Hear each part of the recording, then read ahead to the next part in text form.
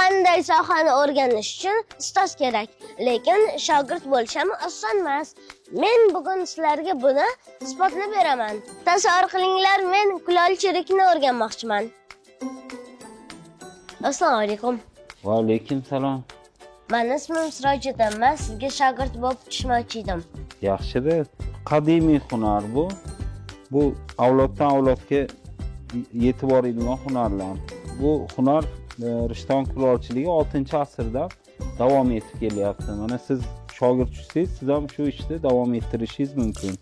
Kulolchilikni necha yilda o'rganishim mumkin? Mukammal o'rganish uchun 4 yil vaqt ketadi.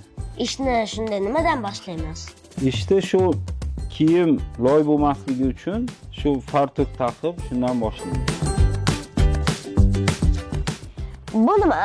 Bu kulolchilik dastgohi. Shunda mana o'tirib yasaladi.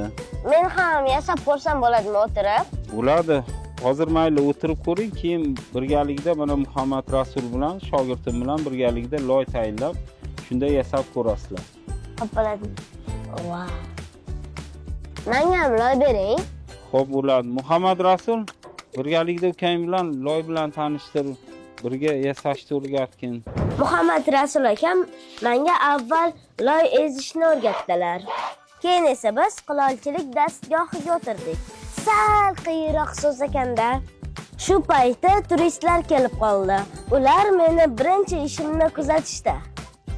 Muhammad Rasul aka, mendan tashqari shogirdlaringiz bormi?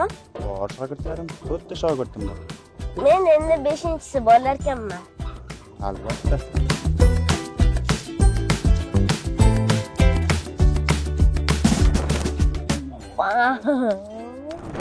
Mana men ustozim bilan birinchi bo'lib yasagan idishim. Qani ustoz, men yaxshi shogird ekanmanmi? Yaxshi o'zlashtiryapsiz. Agar ustozlarni quloq solib aytganini qilsangiz, yaxshi kulol chiqasiz. Sizga katta rahmat.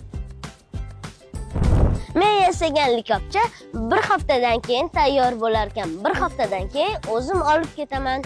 Menga salgina qiyinroq bo'ldi, lekin menga yoqdi.